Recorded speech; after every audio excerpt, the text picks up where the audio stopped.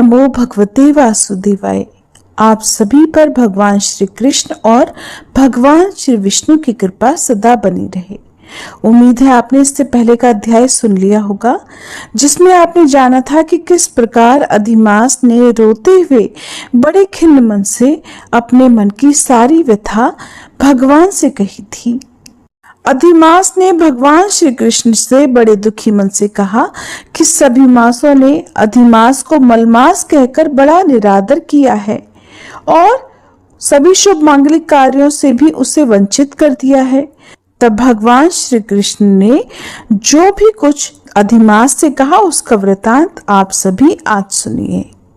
श्री ब्रह्मा जी के मानस पुत्र देवर्षि नारद के पूछने पर नारायण भगवान अधिमास से जुड़ी हुई कथाएं सुना रहे हैं। अधिमास के बारे में जानकर देवर्षि नारद जी बोले, हे नारायण भगवान, हे महाभाग, हे तपोनिधे। इस प्रकार अधिमास के वचनों को सुनकर श्री हरि ने चरणों में पड़े हुए अधिमास से फिर क्या कहा ये भी बताइए।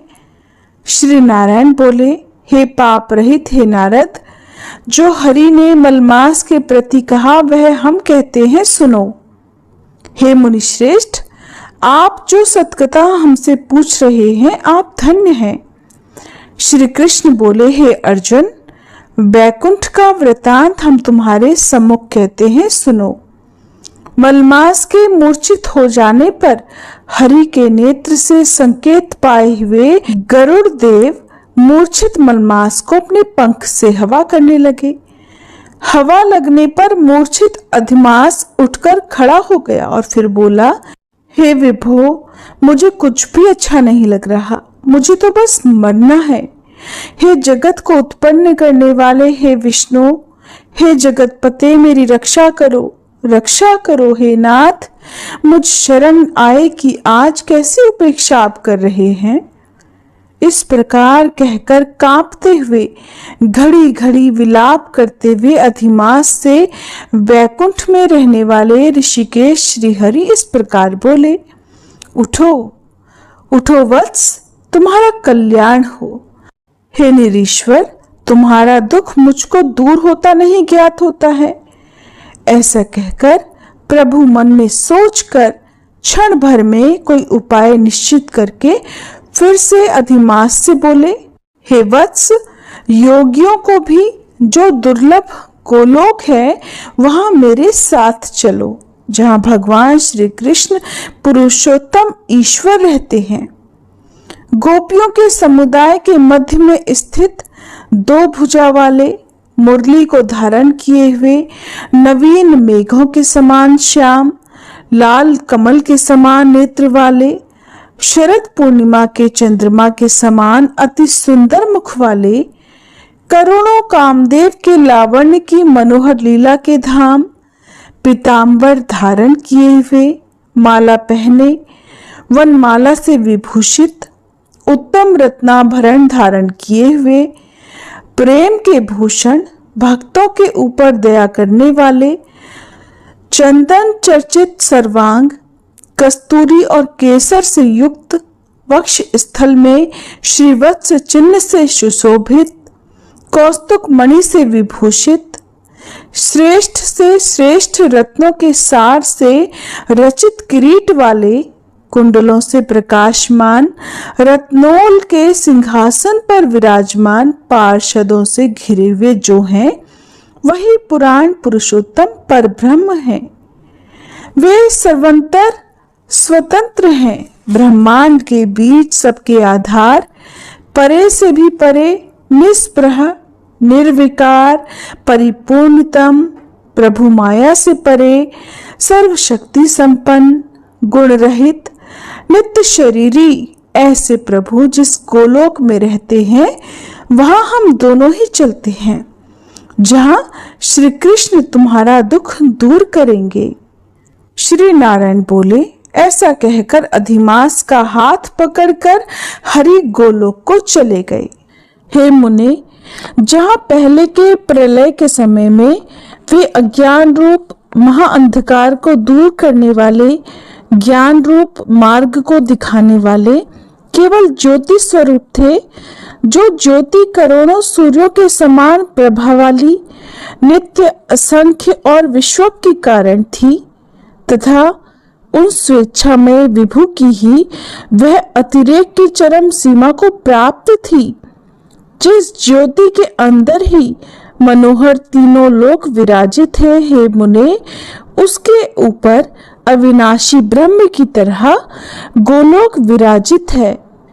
3 करोड़ योजन का चौतरफा जिसका विस्तार है और मंडलाकार जिसकी आकृति है, लहलहाता हुआ साक्षात मूर्तिमान तेज का स्वरूप है, जिसकी भूमि रत्न में है। योगियों द्वारा स्वप्न में भी जो अदृश्य है, लेकिन जो श्री विष्णु के भक्तों से गम्य और दृश्य है, ईश्वर ने योग द्वारा जिसे धारण कर रखा है, ऐसा उत्तम लोक अंतरिक्ष में स्थित है। आदि व्याधि, बुढ़ापा, मृत्यु, शोक, भय आदि से रहित है। श्रेष्ठ रत्नों से भूषित, असंख्य मकानों से शोभित है।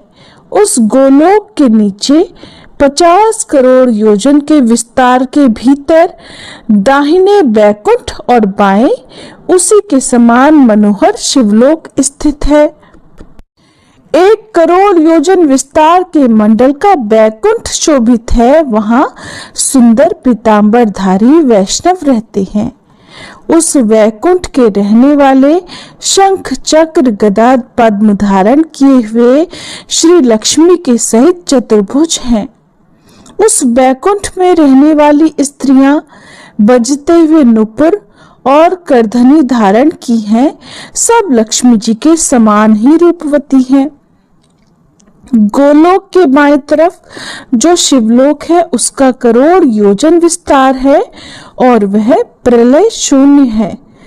सृष्टि में पार्षदों से युक्त रहता है। बड़े भाग्यवान शंकर के गण जहां निवास करते हैं, शिवलोक में रहने वाले सभी लोग सर्वांग भस्म धारण किए नाग का यज्ञोपवीत पहने रहते हैं। अर्धचंद्र जिनके मस्तक में शोभित है, त्रिशूल और पट्टिशधारी सब गंगा को धारण किए वीर हैं और सबके सब शंकर जी के समान जयशाली हैं। गोलोक के अंदर अति सुंदर एक ज्योति है।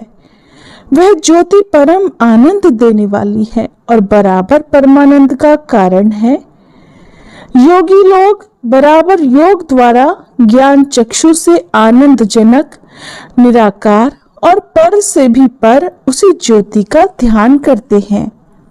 उसी ज्योति के अंदर अत्यंत सुंदर एक रूप है, जो कि नीलकमल के पत्तों के समान श्याम, लाल कमल के समान नेत्र वाले, करोड़ों शरद पूर्णिमा के चंद्रमा के समान शोभायमान मुख वाले, करोड़ों कामदेव के समान सौंदर्य की लीला का सुंदर धाम 2 भुजा वाले, मुरली हाथ में लिए, मंद मंद हंसी से युक्त, पीतांबर धारण किए, श्री वत्स चिन्ह से शोभित वक्ष स्थल वाले, कौस्तुभ मणि से सुशोभित, करोड़ों उत्तम रत्नों से जटित, चमचमाते किरीट और कुंडलों को धारण किए, रत्नों के सिंहासन पर विराजमान, वनमाला से सुशोभित वही श्री कृष्ण नाम वाले पूर्ण पर ब्रह्म है।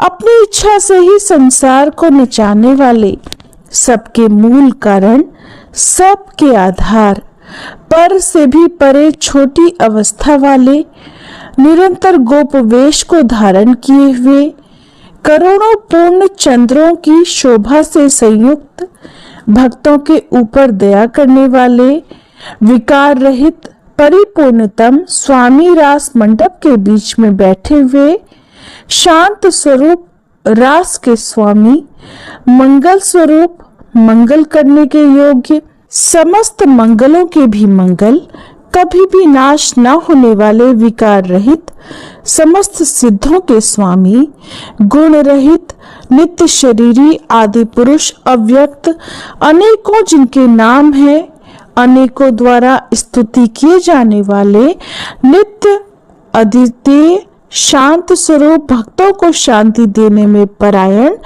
ऐसे परमात्मा के स्वरूप को शांति प्रिय, शांत और शांति परायण जो विष्णु भक्त हैं वे ध्यान करते हैं। इस प्रकार के स्वरूप वाले भगवान कहे जाने वाले वही एक आनंद कंद श्री कृष्ण चंद्र हैं। श्री नारायण बोले, ऐसा कहकर भगवान सत्व स्वरूप श्री विष्णु अधिमास को साथ लेकर शीघ्र ही परब्रह्म युक्त गोलोक में पहुंच गए। श्री सूत जी बोले, ऐसा कहकर सत्क्रिया को ग्रहण किए हुए नारायण मुनि के मौन हो जाने पर आनंद सागर पुरुषोत्तम से विविध प्रकार की नई कथाओं को सुनने की इच्छा रखने वाले नारद मुनि बड़ी उत्कंठा से बोले और नारद मुनि ने श्री नारायण से जो कुछ भी पूछा उसका वृतांत आप सभी अगले अध्याय में सुनिएगा। वीडियो अच्छी लगी हो तो लाइक करना मत भूलिए।